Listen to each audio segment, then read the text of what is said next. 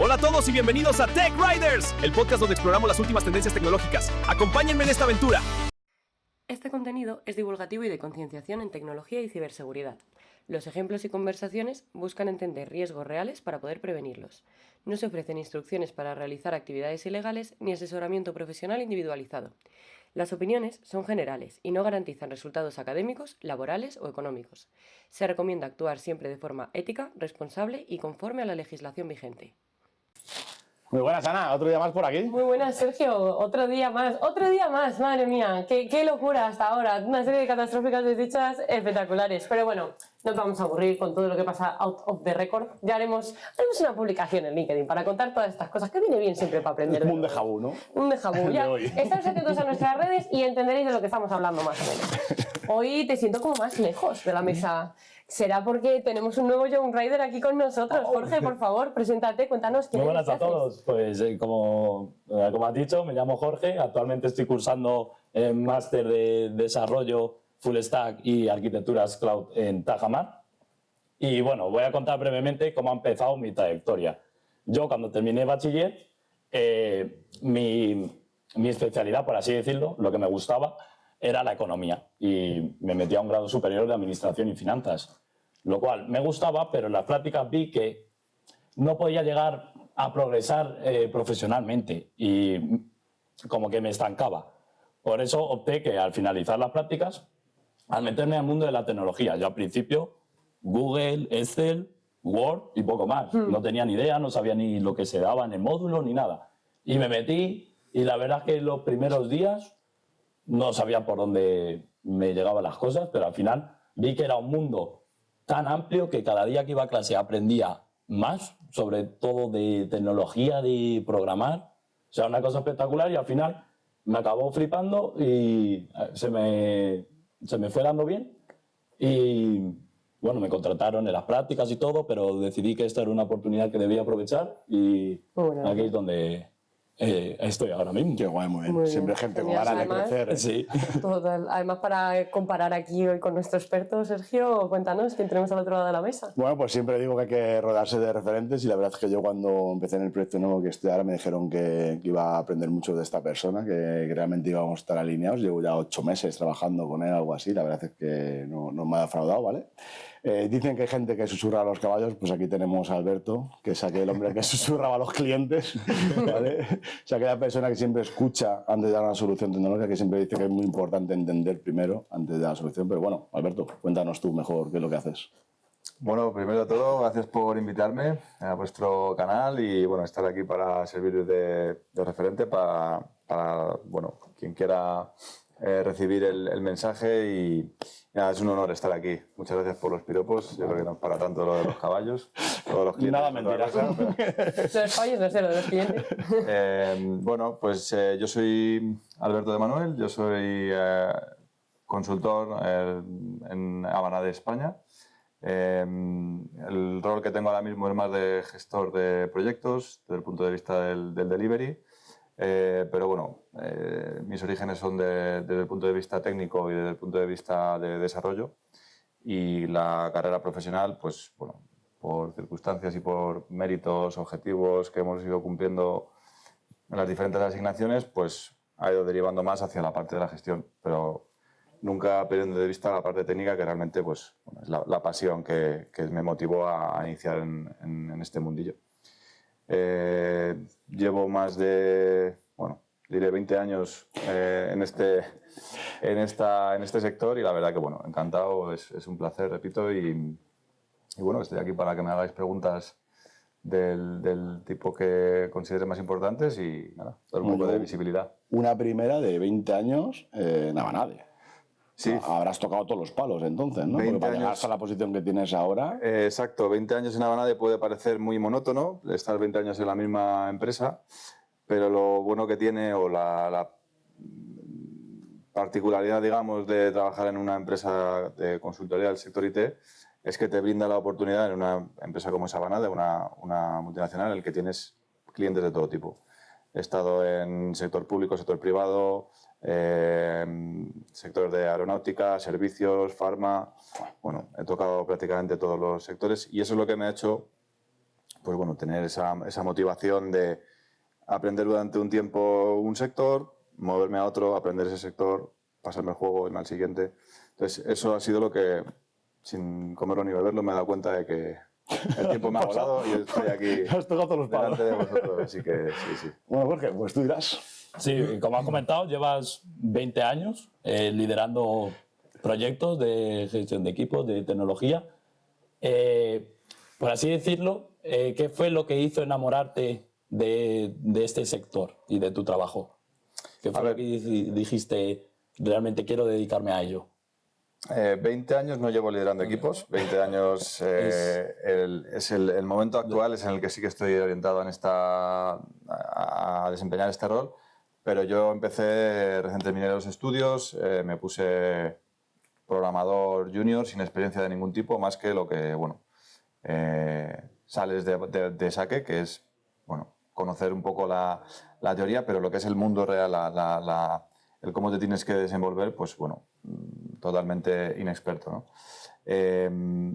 A mí lo que originalmente me motivó para coger esta profesión, pues bueno, eran los ordenadores, a mí todo el tema de videojuegos, también la parte de componentes hardware y montar tu propio ordenador.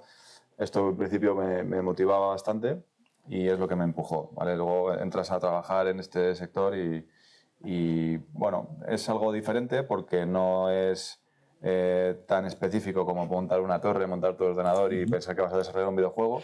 Tienes muchísimos proyectos en los que puedes caer. Yo en mi caso han sido siempre proyectos de, bueno, por aquel momento en el que yo empecé era el auge de .NET con orientación a objetos y el empezar a implementar algo en el que ibas basando en capas un desarrollo que al final construías un conjunto de, bueno, una aplicación útil para un sector específico del cliente en el que estaba, que en aquel momento eran herramientas internas de la compañía, bueno, pues me motivaron a seguir intentando destacar, ¿no? por las áreas de desarrollo, pero luego pues, no sé, hacer un diseño de un nivel para que bueno, quedara reflejada esa documentación y que el día de mañana alguien pudiese continuarlo, compartirlo entre mi equipo.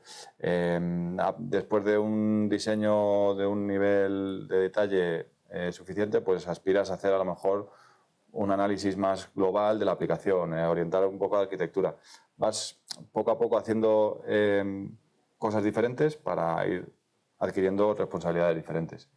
Eso al final también me enganchó, cruzado con que me gusta también enseñar. A mí siempre me ha gustado dar explicaciones de todo lo que yo iba aprendiendo, transmitirlo en mi entorno. Y yo creo que sumando todas estas variables queda el resultado de una persona que bueno, destaca también por ese liderazgo de personas. Y bueno, quien está por encima de ti ve esto, lo pone en valor y bueno, en mi caso pues me asignaron también proyectos de más volumen de compañeros y al final pues bueno, vas como jefe de equipo, luego tienes jefe de proyecto y ahora pues actualmente donde estoy, que es un poco más a nivel servicio responsable de varios equipos. Entonces es un poco la proyección. En cada una de las etapas he ido encontrando esa motivación en todos los niveles. Y como lideras equipos, grandes equipos, has dicho, ¿cómo consigues encontrar el equilibrio entre la producción del proyecto en sí y la motivación de los trabajadores? Porque al fin y al cabo, todos tus trabajadores pueden realizar cada día tareas muy monótonas, ¿no? Entonces, es muy importante que un trabajador esté muy motivado, esté feliz, le guste su trabajo para que sea más eficaz y que el proyecto sea mejor, ¿no? A mí me compra japones. Al resto no sé lo que hará. Yo tampoco hablaría de trabajadores, que parece que es un término así, sí, ¿no? Muy, no sé, vamos a decir... Compañeros. Para mí serían eso, son compañeros. Yo siempre mis equipos los veo desde el punto de vista de... Somos un equipo humano en el que tenemos diferentes roles, diferentes responsabilidades, pero todos trabajamos en el mismo objetivo, que es que el proyecto, la aplicación, lo que tengamos entre manos, ya sea un prototipo, ya sea... tiene que salir adelante. Entonces, yo hablaría más bien de compañeros, ¿no? Para mí, la motivación real existe, primero, en el momento en el que tienes que incorporar a alguien en el equipo, tienes que ser realista y tienes que ser claro en las expectativas de la persona que va a entrar tienen que estar totalmente alineadas con lo que tú puedes ofrecer en el proyecto. Si también, bueno, aprovecho para comentar, ¿no?, que también parte de las entrevistas técnicas las hago yo. Todas las personas que incorporo en mi servicio, hasta donde puedo, me gusta tenerlas identificadas desde el inicio, y eso también participo en ello. Eso Sergio puede dar fe, porque yo... Y también es muy importante, al fin y al cabo, para tener control de tu equipo, al fin y al cabo. Exacto. Sabes que es muy bueno, pero no hay feeling, o que no estás esperando que va a cumplirte, pues mira. Entonces, a mí me gusta siempre participar en el proceso ya no de selección, sino de identificación de, pues tengo que cubrir una posición de analista con skills de programación, pues quiero además, pues no sé, participar y transmitirle realmente cuál va a ser su desempeño y su rol en el proyecto. Eso es fundamental, parte uno, y ahí es sinceridad, que la persona que entre esté de acuerdo que lo que tú le estás ofreciendo es lo que él quiere o ella quiere. Entonces, eso es fundamental. Luego ya, una vez que echa a andar la asignación, es una cuestión también de detectar los puntos fuertes y los puntos débiles de las personas para potenciar aquello que le pueda motivar más. Si yo tengo una persona que es programador, me lo invento, y tiene 5 años de experiencia en ese rol, y yo veo que está haciendo las cosas como de una manera destacable para cubrir aspectos de diseño, aspectos más de arquitectura, pues a lo mejor consiste en asignarle un poquito más, el poder exigirle un poquito más para que desempeñe esas actividades de un nivel superior. Entonces eso siempre va a mantener a la persona como motivada para aspirar a esa posición. Otra manera de motivar también que nos gusta mucho es el identificar los problemas. El hacer uso de metodologías, en este caso lo utilizamos nosotros siempre en proyectos, las metodologías ágiles, Scrum, y una de las ceremonias que para mí es fundamental es la de la retrospectiva. Tú cuando tienes una retrospectiva y tienes una persona o un grupo de personas que les estás primero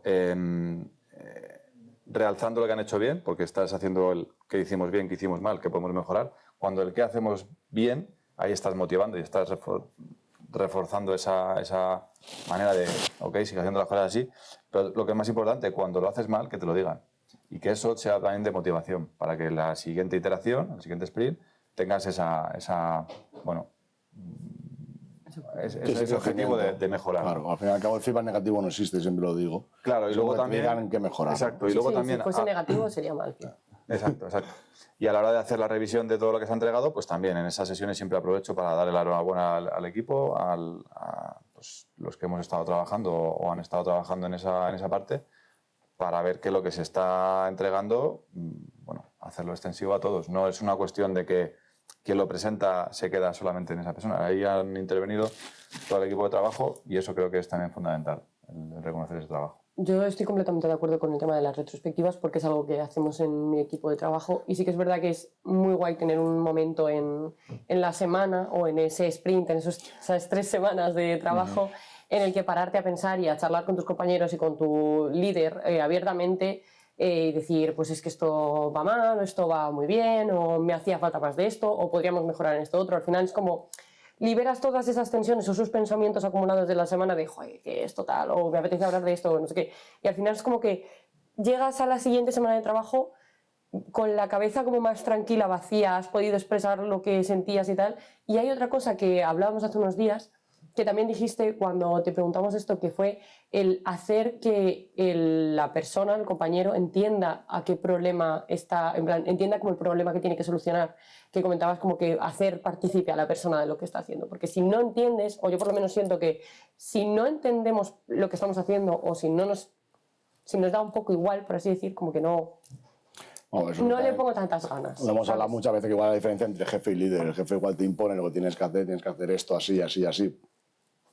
Pelotas, mucho mal y claro. Y ese líder es el que efectivamente te hace partícipe de la solución y te va diciendo, oye, ¿cómo haríamos esto? ¿Sería así mejor? ¿Sería tal? Entonces, al final es muy fácil que el equipo crezca y vaya de la mano contigo. Sí, por eso es fundamental también, creo, la parte del cuando te llega una petición de una funcionalidad nueva que tienes que implementar, que no haya una persona definiendo esa funcionalidad y esa definición de las tareas, ¿no? Tú, en estas metodologías ágiles de lo que hablábamos también es de hacer ese refinamiento. Y ese refinamiento se tiene que identificar las tareas asociadas a esa petición, de una manera conjunta entre todas las personas que componen el equipo, para que da igual el que lo vaya a implementar, sepa qué es lo que va a implementar. Y no solamente identificar las tareas, sino también estimarlas. De nada me sirve que la persona que le llega el requisito me lo estime, si luego el que lo va a hacer es otra persona que no lo entiende. Entonces yo creo que es correcto que la gente, el equipo de desarrollo, todos participen en esas sesiones de refinamiento para identificar tareas y dar estimaciones. Eso totalmente de acuerdo con lo que comentábamos la semana pasada. Y yo, como también he estudiado el ámbito de finanzas, también he tocado temas de recursos humanos, y en las prácticas donde estuve también, como estuve en procesos de selección, me enseñaban y tal, y como has comentado que tú también realizas procesos de selección, me gustaría saber en qué te sueles fijar tú en la gente que llega a ese proceso. Pues yo lo divido en varios aspectos. Tengo mi checklist, digamos, ¿no? Y ahí pues configuro más o menos... Candidatos, ya sabéis, aquí a apuntar, Ay. Truquis. Me configuro también dependiendo del perfil que quiero cubrir. No es lo mismo buscar un programador junior que, bueno, le vamos a asignar tareas ya muy enmascadas, que una persona que a lo mejor me tenga que diseñar o proponer una solución a una funcionalidad, que me tenga que decir voy a entender bien el problema, voy a tener que ponerme en contacto con usuarios, con cliente, gestionar expectativas de todo el mundo. Entonces, son perfiles diferentes. Pero lo que sí que siempre presto atención es en la actitud. Una actitud de una persona proactiva, de que se busque la vida, que sea lo mayor autónomo posible. O sea, que no tenga que estar continuamente pensando en si lo que está haciendo va a impactar en el trabajo de otro compañero. Si, evidentemente, todo el mundo necesita apoyo, porque al final trabajamos en equipo y tienes que tenerlo, eso está claro. Pero la manera en la que una persona puede ir tirando solo, pues creo que es bastante relevante. Y luego, desde el punto de vista técnico, pues ahí tendremos que tocar todo, ¿no? Pero también, si tuviese que decir una cosa para mí fundamental, clave, en términos de implementación, sería patrones de diseño, principios SOLID. Eso es algo que siempre en las entrevistas me tienes que saber decir que es una S de los principios SOLID. Me tienes que saber, no sé, inyección de dependencias, inversión de control, no sé, una serie de cosas que para mí de saque las tienes que tener. Otra cosa es que después no las hayas implementado o no las hayas, al menos eso en tu mente, en tu, digamos, buenas prácticas de cómo tienes que hacer una implementación limpia. Eso para mí es fundamental desde el punto de vista técnico. Entonces, aunando esas dos partes, le metería una variable más, que bueno, eso ya es deseable, pero el tema de pruebas unitarias, cómo puedes moquear, cómo puedes meter orientar interfaces para que las pruebas sean independientes. Esas son todas las cosas que, bueno, deseables. Se puede asociar a la parte técnica, pero puedes catapultar si tienes esos conocimientos. Y por curiosidad, hablamos de buenas prácticas, de cómo crear arquitecturas y todo esto, efectivamente. Yo siempre he dicho que tengo muy buenos referentes, gracias a Dios, en mis inicios, en mis principios. ¿Tú has llegado a ser tan bueno porque has querido o has tenido también gente por el camino? Yo he tenido muy buenos profesionales a mi alrededor. Sin ello yo creo que no hubiera sido profesional en este sentido. Lo detectas cuando alguien, tú nada más ves cómo habla, cómo interpreta, cómo analiza el problema, eso al final lo absorbes. Eso, si tienes un buen referente, eso enseguida lo detectas. Y creo que eso es otra de las cosas que se valora, ¿no? en cualquier profesión, pero creo que en esta coincidimos con muchas personas de muchísimos perfiles muy diferentes. Y en este caso, pues a mí me ha llamado siempre la atención el aspecto técnico y hacer bien ordenadas las cosas, reutilizables, escalables. Y esto, cuando ves a alguien referente que lo implementa y lo piensa de esa manera, por supuesto. No sé, recuerdo el uso de mi primer patrón fue el modelo vista presentador. Eso para mí fue como ¿cómo puedo hacer lo mismo con dos vistas diferentes y con una lógica? Entonces, claro, eso era como, joder, creo que Entonces, ahí Justo, empiezas a hilar unos temas con otros y sí, eso es bastante importante el coincidir con gente que... Siempre lo digo, que el referente no es aquella persona que te ponen como referente técnico en un proyecto, que te digan este tío tal, sino es aquel que tú ves, que realmente hace bien las cosas y que dices, ostras, quiero ser como ese. Que a lo mejor no es tu, digamos, Sí, pues responsable un directo, compañero puede ser. pero es de otro compañero a lo mejor que, Efectivamente. bueno, esa inquietud, esto explícamelo bien, no tener miedo a preguntar, no tener miedo a pegarte y que esa persona, estoy seguro que va a estar dispuesto a invertir esos 30 minutos contigo para explicarte las cosas y que tú las puedas absorber. Y luego eso te sirve a ti para ir profundizando de manera... Por supuesto, preguntas trabajadas. No, es que esto no me han enseñado en el máster o en la carrera, esas preguntas son de despido, ¿vale? He mirado esto y tenía esta duda de tal. Hay que saber preguntar. Hablábamos antes de los múltiples proyectos en los que has estado, Alberto. O sea, tenemos constancia de que has estado en proyectos multinacionales. ¿Cuál fue el salto? ¿Cómo fue ese cambio de contexto? ¿Qué experiencias, qué choques culturales Multinacionales encontraste? e internacionales, de todo, ¿eh? Sí, pero me refiero, en plan, al final los nacionales...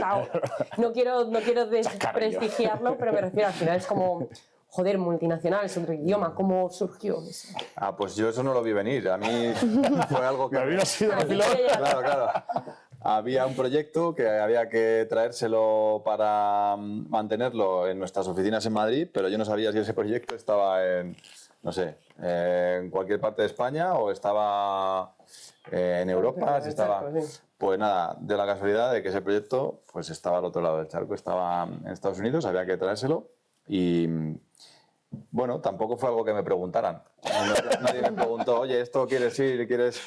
Directamente pensaron que Alberto era la persona adecuada para traérselo de allí y nada, fue una cuestión de tenemos estos plazos para traernos la aplicación y hemos pensado que viendo tu experiencia, es cierto que hasta entonces había trabajado en proyectos internacionales también, pero no había estado en ese contacto directo con el cliente, a lo mejor una cuestión de correos en inglés, llamadas en inglés y punto. Pero cuando ya te tienes que enfrentar al hecho de ir allí, estar un mes establecido, pillando documentación, entrevistándote con los desarrolladores que lo desarrollaron, con el propio cliente, aspectos funcionales, esa parte ya es otro reto, eso es otro nivel. Y encima con nativos. Estados Unidos no es hablar con gente de la India o gente de... que a lo mejor, pues bueno, entre españoles nos entendemos muy bien o hablando en inglés entre españoles es una cosa, pero cuando tienes una persona en lenguaje nativo, pues es otro reto, ¿no? Y nada, fue una cuestión que ahí podía haberme paralizado y haber dicho yo no puedo porque esto me supera o no voy a ser capaz de hacerlo. O decir, bueno, mira, lo único que puedo hacer es lo peor que me puede ocurrir es que no me lo traiga y salga mal y ya está. Entonces, bueno, ahí también me puse un poco la manta a la cabeza y tiré para allá a Estados Unidos. Trajimos el proyecto, lo estuvimos manteniendo aquí durante 3 años y salió todo rodado. ¿Sabías ya inglés o ibas ahí en plan...? Bueno, fundamental y muy recomendable. Porque mi inglés es vallecano, por ejemplo, y muchas veces me pasa que para defenderme bien, pero a la hora de coger requerimiento, lo que tú dices, está con el cliente, tal, no sé cuánto, igual dices, respeto. Pues yo creo que si tienes la base... Tiras. Vas aprendiendo solo. Sí, ¿no? Te vas saliendo, tienes ese miedo escénico inicial, te lo quitas y no te queda más remedio que tirar para adelante. Y lo que ocurre con eso es que después, cuando ya vuelves y encima sale bien, ya te quedas con esa etiqueta de que vas a ser la persona que haga todo este tipo de proyectos, de transacciones, de transferencias de conocimiento, de todo, te lo vas a venir y no volví a tocar un proyecto más en español hasta asignaciones actuales que tengo entre manos. Magnífico. Pero sí, tiras unos cuantos años trayéndote proyectos internacionales. Guay. Pero bueno, está bien también, conoces las culturas, conoces otra manera de pensar las cosas, planificaciones de una manera pues, más rígida, menos rígida. Cada cultura y cada proyecto pues, luego tiene su... Siempre hablo con gente de proyectos internacionales, siempre hago una pregunta, digo, ¿peor en España o fuera? Yo no mejor, no.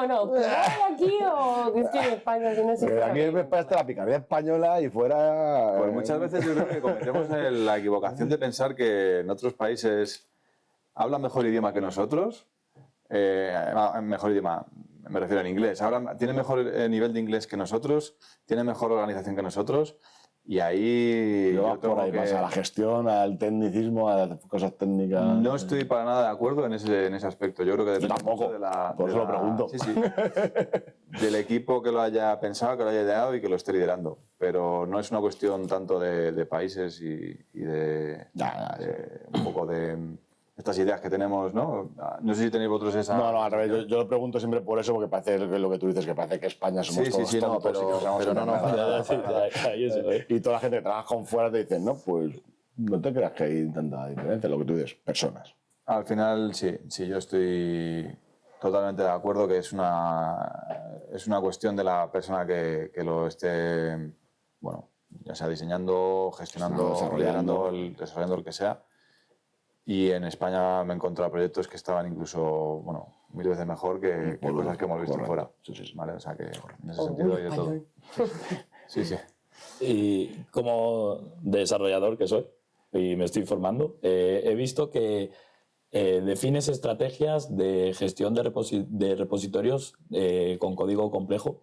Quería saber qué estrategias empleas y cómo lo llevas a cabo. En esos proyectos a lo mejor internacionales que has hecho, ¿las empezaste a implementar ahí o ha sido ya más adelante? Pues mira, te puedo decir, hay muchísimas maneras de gestionar repositorios de código fuente en concreto, creo que es un poco la pregunta, si lo he entendido bien. Depende mucho del punto en el que está el proyecto. Si estás en un piloto, si estás en un proyecto que tienes en producción desplegado y tienes que mantenerlo, al mismo tiempo evolucionarlo, ir dando salidas, entregas que estén planificadas, si no, equipos que sean más grandes, más pequeños, hay muchas variables que tienes que tener en cuenta. Pero si tuviera que quedarme con una estrategia que para mí cubre, digamos, la más polivalente, sería la estrategia sería un Git flow, en el que tienes cubierta la parte de mantenimiento en producción, que serían con las ramas master hotfix. Tú ahí tienes desplegada tu versión en master y eso, cualquier incidencia que tengas que resolverla inmediatamente, puedes abrirte una rama de hotfix, tiras hacia main y ese cambio que hayas metido te lo bajas al resto de ramas.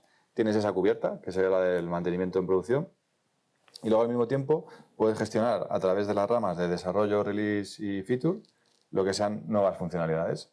Puedes agrupar en una rama de release, si tienes un marco de tiempo delimitado de en 2 meses tenemos que tener esto, metes tus features y vas integrando.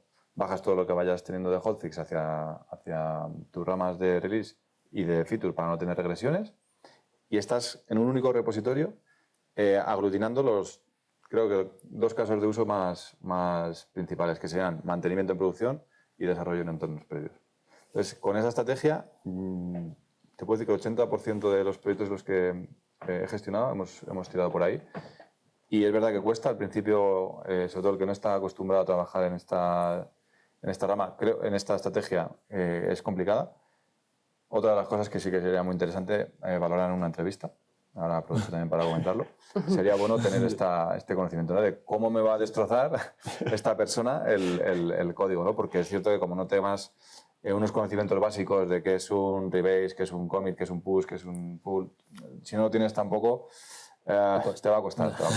Entonces, la manera yo creo que es, teoría como siempre, tener ese conocimiento de al menos los comandos básicos y tener a alguien que se haga, que lidere esa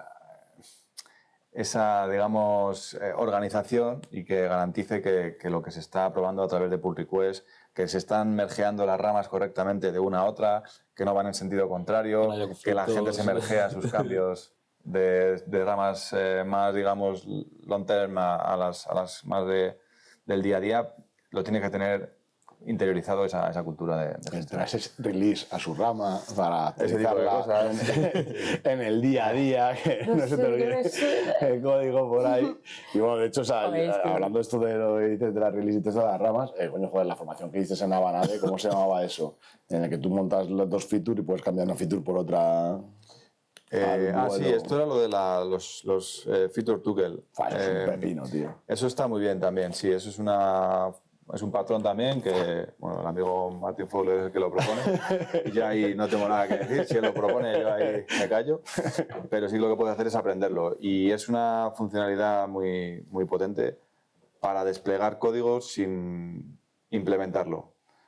Lo tienes implementado, lo tienes integrado, pero con flags estás permitiendo que en tiempo de ejecución de la aplicación no te hace falta redesplegar, cambias un flag, habilitas una parte de la aplicación y otra no. Entonces eso es un patrón. Tienes que tener control después de ir manteniendo lo que vas viendo y vas Muy controlando con los potente, flags y todo para no tener todo el código if, no sé qué y no sé cuánto tal, pero efectivamente controlado es. A mí me parece una locura, tío. Me parece Quedó chula esa presentación también. Sí, sí, sí. Ah, Pero, sí, hombre. Tendré que verlo. Sí que es verdad que lo que comentas, Git Flow es, ¿no? Yo eso lo utilizamos en el proyecto en el que estoy ahora mismo y es verdad que el primer día que me quisieron explicar las ramas, es que es complejo de cojones, porque llegó Mitel en su momento, se abrió el Paint y me dijo, te voy a explicar un poco cómo funciona esto. Y empezó a hacer líneas de colores.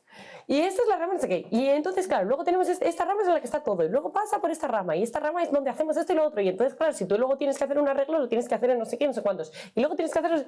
Y yo solo sé que terminó. Tenía un Paint que parecía la línea del metro de Madrid. Y decía... Entonces, si quiero una rama, la tengo que poner y me tengo que mergear integración. No, integración, no. Y yo, entonces, ¿qué mergeo? Y a día de hoy, es verdad que voy controlándolo poco a poco más, pero todavía se me resiste. O sea, es como que hay que llevarlo muy bien apuntado. Pero es que yo, por ejemplo, en el OneNote, tengo un OneNote para apuntarme todas las cosas que voy absorbiendo del proyecto.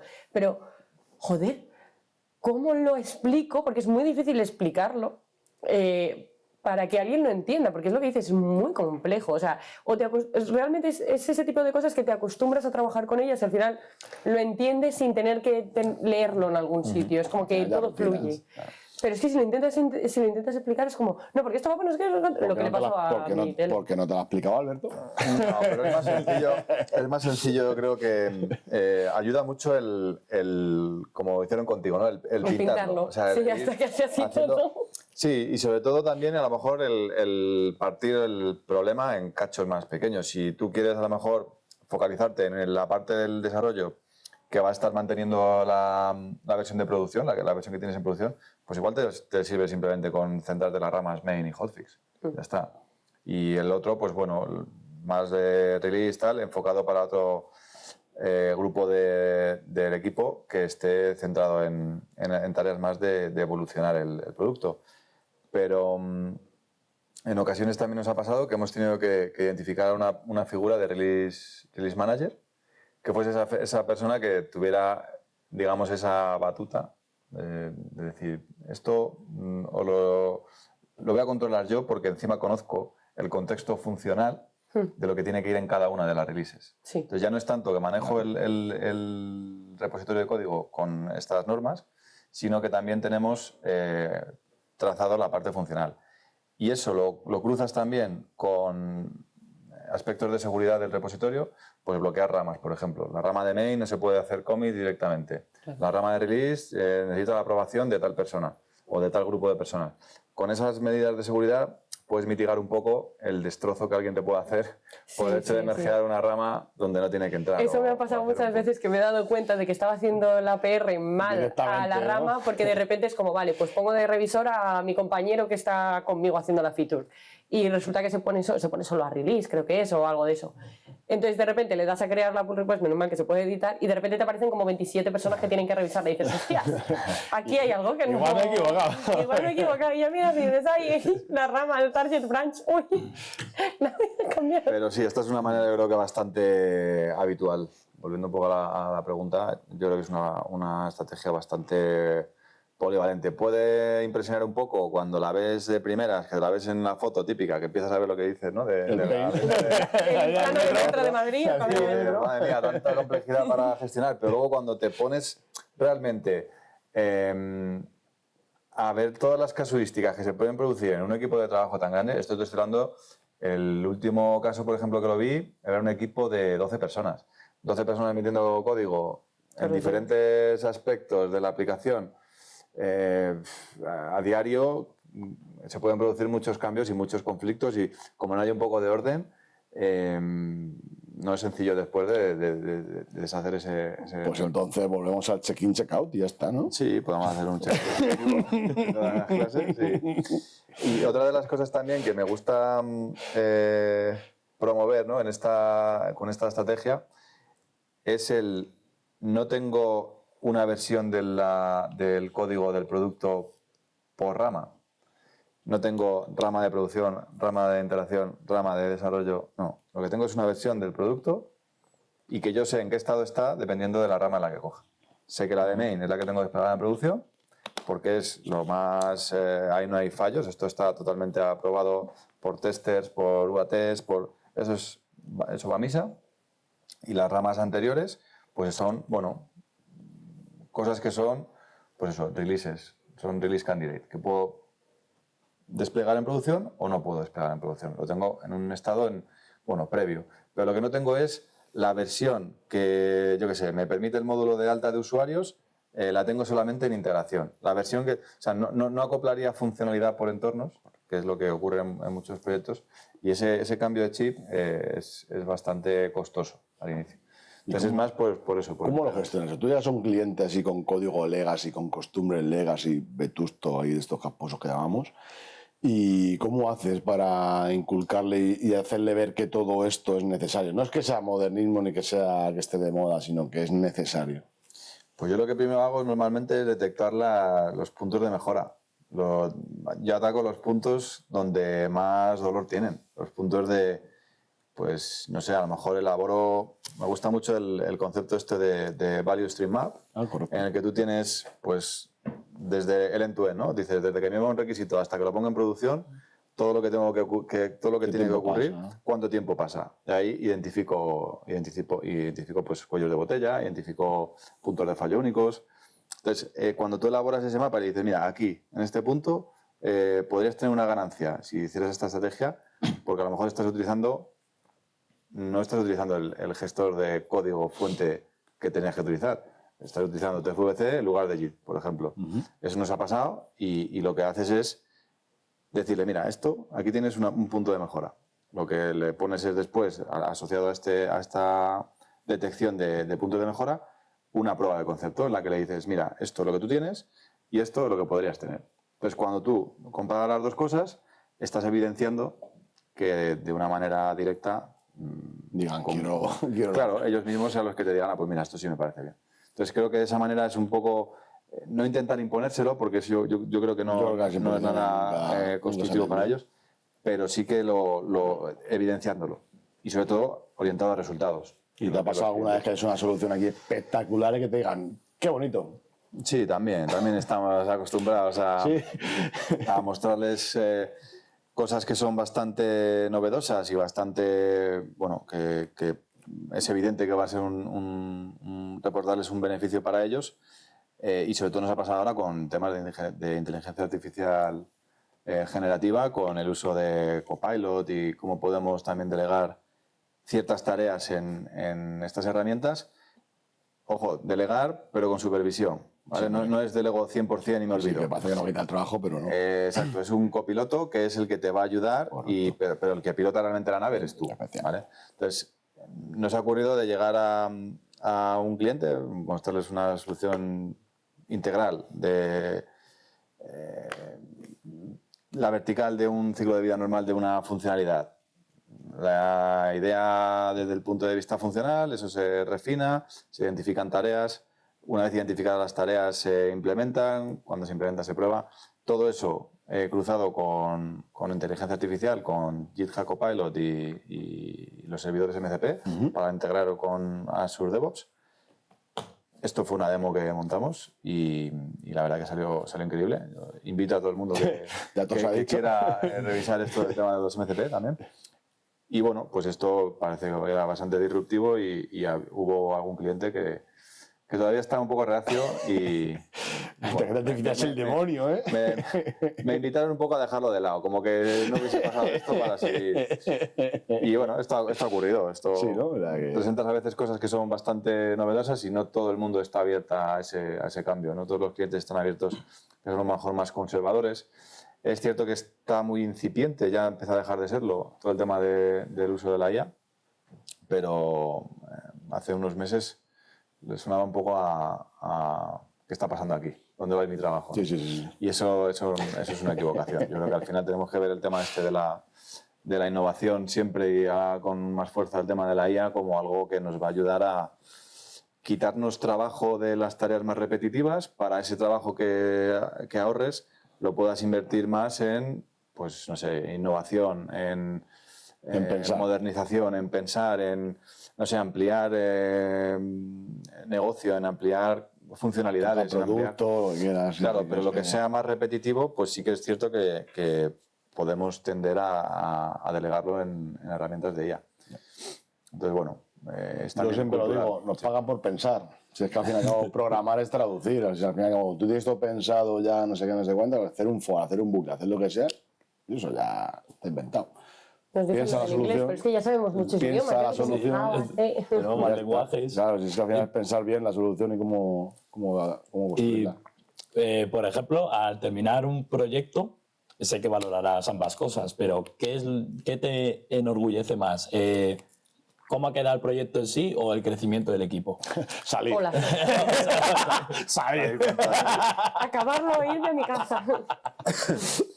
Pues mira, yo creo que me quedo con una combinación de ambas, pero si tuviese que elegir alguna, me quedo con la satisfacción de la gente con la que trabajo, de esa confianza, ese nivel de entendimiento que he adquirido a lo largo de los meses, de las semanas o de los años que he estado en ese proyecto con ese equipo. Y cuando tú ese equipo sales del proyecto, y este mundo al final es muy pequeño, el mundillo este de consultoría de IT es súper pequeño. Sales a los 2 años y vuelves a coincidir con parte de ese equipo en otro proyecto y ellos dicen que, bueno, como que me comentaba Sergio, me encantaría volver a trabajar contigo, claro. Qué suerte volver a coincidir contigo, Alberto, o sea, eso para mí, más allá de la satisfacción de cumplir objetivos y números en la compañía, y eso evidentemente eso van nuestros objetivos y eso lo tienes que cumplir, pero te da mucho más en la patata cuando alguien te dice, oye, estoy a gusto y me encantaría, cuando tenga asignación libre, acuérdate de mí, ese tipo de cosas, para mí eso no tiene precio.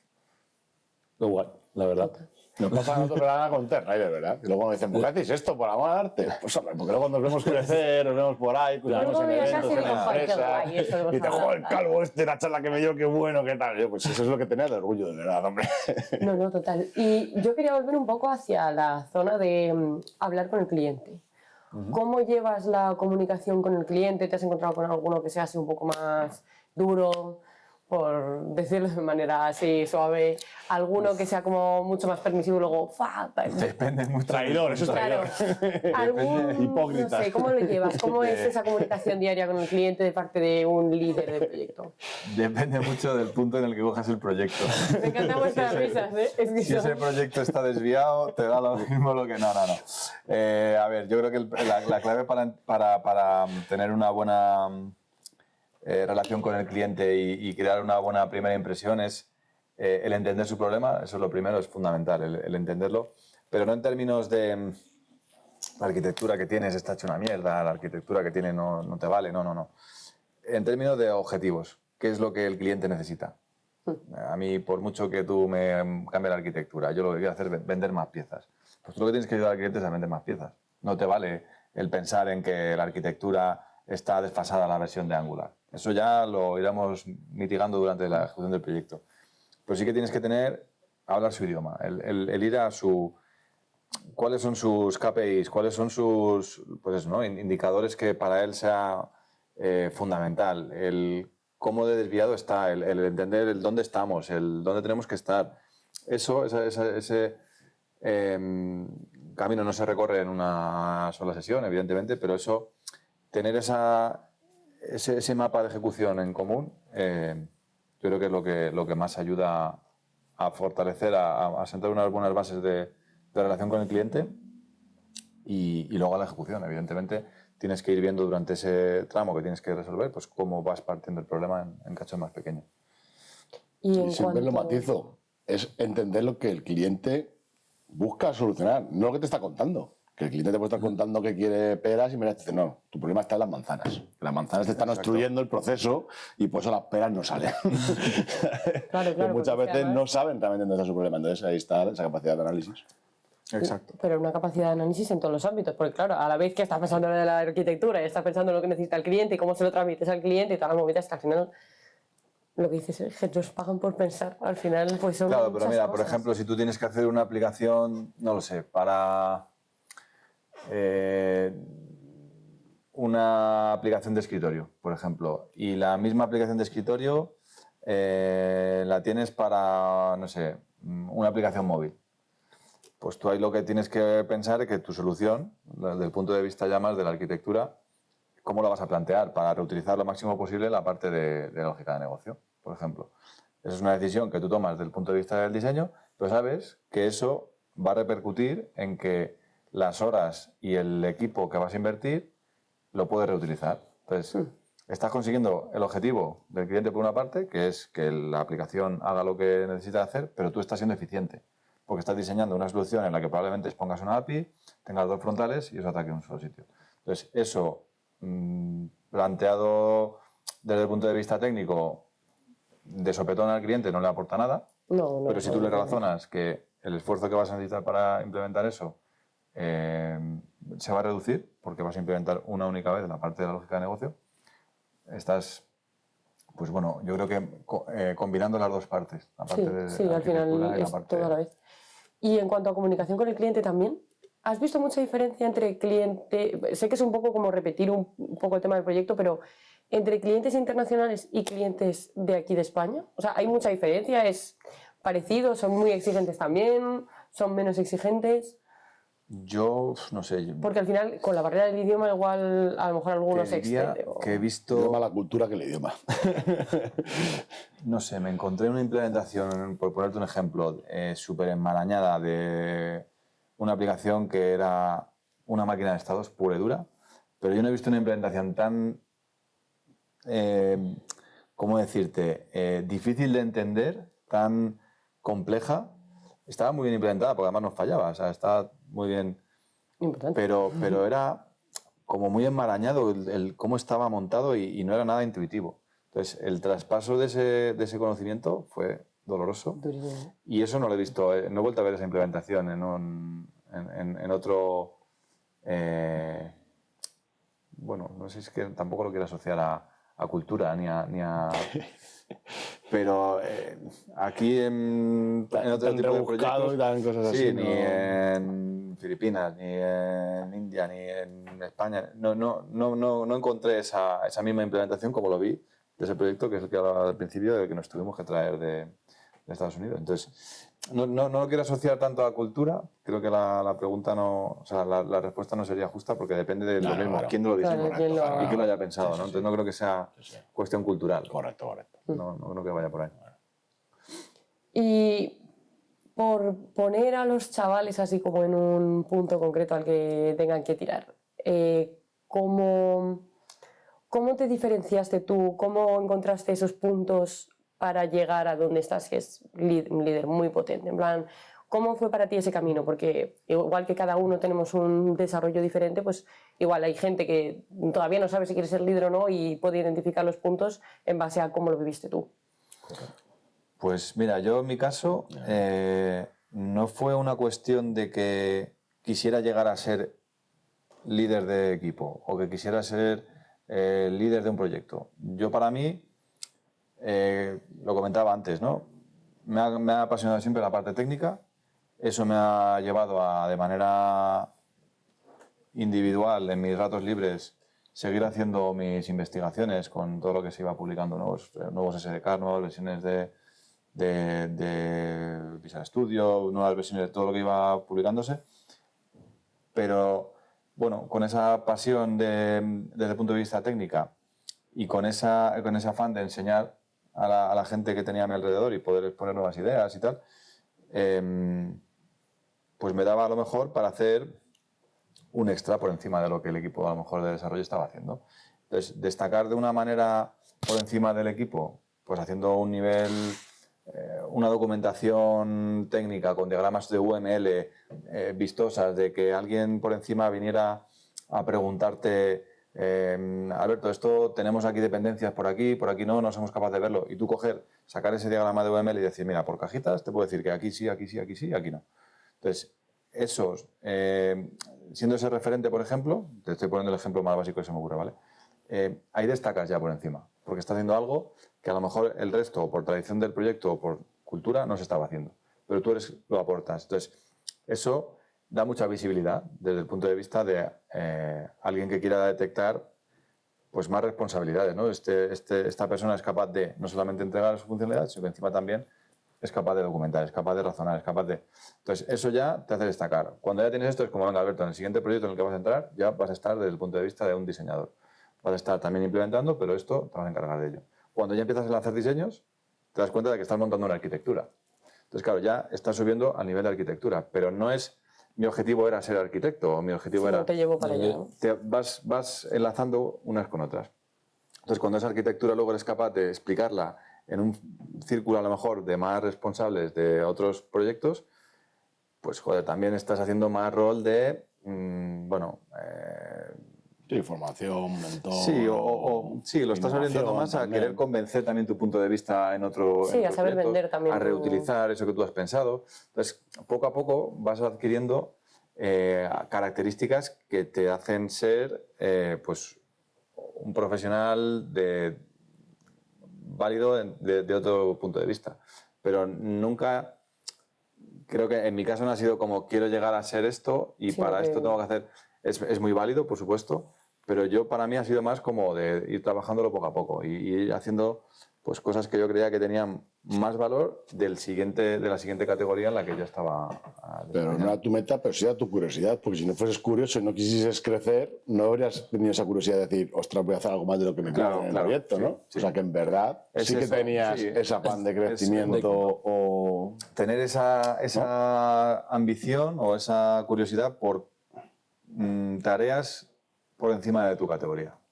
Y sobre todo eso, que te tiene que gustar a ti hacer lo que haces. No digas, pues si hago esto, esto y esto y esto, voy a ser arquitecto. Claro, Lo claro. que después igual haces esto y no eres arquitecto. Y te frustran mucho. Y luego eso viene al hilo, por ejemplo, Sergio, de lo que te comentaba antes, que cuando te ofrecen ciertas responsabilidades, También. tienes que tener primero la suerte de que te las Que te las ofrezcan, ofrezcan. porque si no la tienes yo creo que es muy difícil, si no tendrías que mirar otros planteamientos, pero si te la ofrecen y crees que no vas a poder con ello y no lo haces, está claro que no lo vas a hacer nunca, no vas a soltar esa valla. Pero si, bueno, más o menos lo puedes gestionar y lo puedes manejar y te ves con un mínimo de confianza y con esa motivación de hacerlo, es lo que te pega el siguiente nivel. Entonces, creo que también es eso, que la oportunidad se te presente, pero la actitud, volvemos a lo de antes, es fundamental. Efectivamente, lo que dices de la oportunidad, de muchas veces están proyectos que no es que digas eres el referente o eres el líder o eres el tal, pero de repente se va él, se va no sé quién, se va no sé cuándo y de repente los compañeros te empiezan a preguntar a ti. Oye, esto no sé qué. O te llega el cliente, oye, Sergio, ¿cómo va esta parte? Ya no solo tu parte, sino la del resto de los compañeros. Te utiliza el cliente como referente para saber el estado del proyecto. Y bueno, pues todas esas cositas que van dando poco a poco te las tienen que dar, porque efectivamente si no te las dan, pues no vas a poder crecer. Pero claro, que cuando te las den, pues aprovecharlas. Exacto. Qué guay, esa satisfacción. Sí, pues por eso elegí yo este mundo, porque lo primero que estudié vi que me iba a estancar profesionalmente y esto es un mundo que puede crecer cada día y que la verdad es que es interminable. Por eso me encantó. Ya, o sea que igual, el máster Sí, ahora que estáis haciendo vais a crecer también bestial. Está bueno. Alucinante, se Ya te lo aprende, digo, ya te se lo digo. aprende cada día Sí, y sí. cosas que realmente se utilizan. Oye, chicos, se nos está pasando la hora, se nos está yendo. Hay que ir cerrando. Última preguntita, a ver, que tengas por ahí guardada en el tintero, algo que quieras No, sí, comentarle. eran los consejos para... pero lo has dicho antes, que los consejos para llegar hasta donde has llegado, para ser líder o cómo progresar. O así se podría resumir en una frase la filosofía que implementas en tus proyectos. Pues no te diría una frase, sino te diría... El hombre que palabras. susurraba a los clientes. Puedes decir palabras Te también. diría palabras. Primero sería compromiso. El adquirir el compromiso en el proyecto es fundamental entre el equipo, ya sea en todos los niveles. El compromiso. Tendería también a que la gente con la que yo trabajo vea que no quiero tampoco hacer... quiero que sea equilibrado. No me gusta balancear más a unos que a otros. Creo que eso tiene que ser... Todo el mundo tiene que ir en el mismo sentido. Y sobre todo, no sé, te diría... Acompañar. Delegar, el delegar, el saber delegar. Cuando tienes un equipo tan grande de personas, yo creo que el hecho de delegar, ya sea en pirámide o como lo queramos estructurar, pero siempre otorgando responsabilidad en una jerarquía, lo que es fundamental, porque volvemos a lo de antes, ¿no? El mantener motivada a la gente.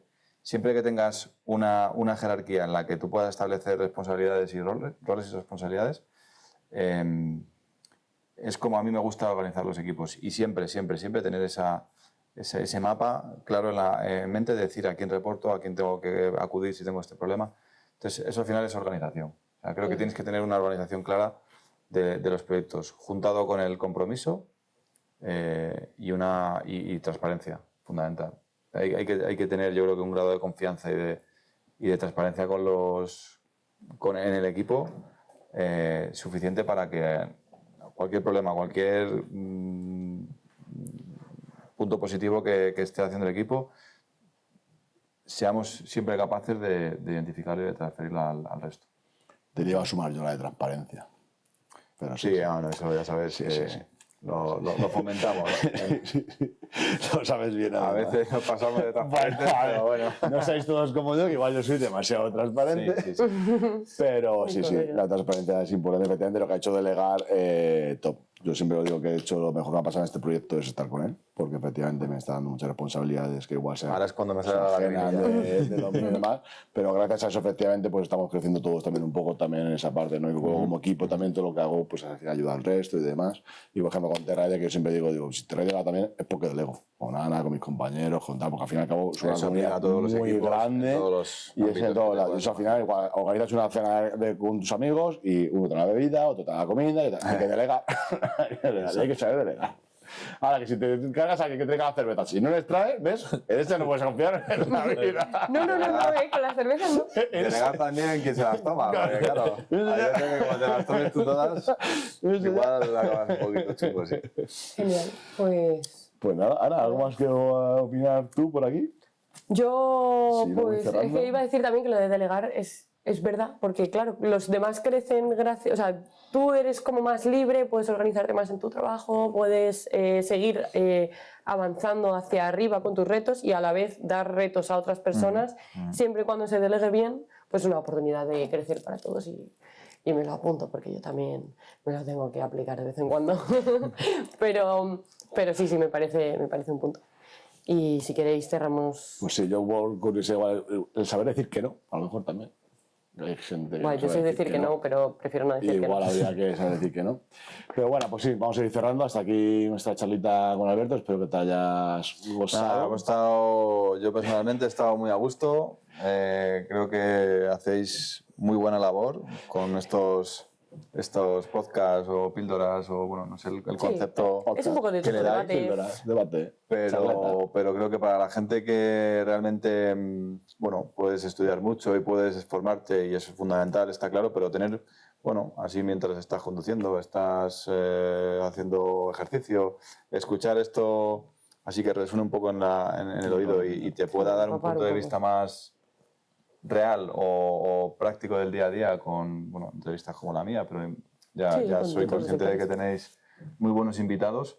Creo que es de alabar y creo que hacéis muy buen trabajo y ayudáis mucho a la gente. Así que nada. Gracias, ahora se me va a salir la Gracias a lagrimilla. vosotros por invitarnos. Nada. Pues nada, chicos, un placer. Recordad que nos podéis seguir en todas nuestras redes sociales y pues nada, muchas gracias a Tajamar por cedernos los Por espacios. cedernos espacios, Y como un aplauso para nosotros, Venga, joder, que nos lo merecemos. Esto ha sido bestial. Nos vemos en el siguiente con más contenido tech.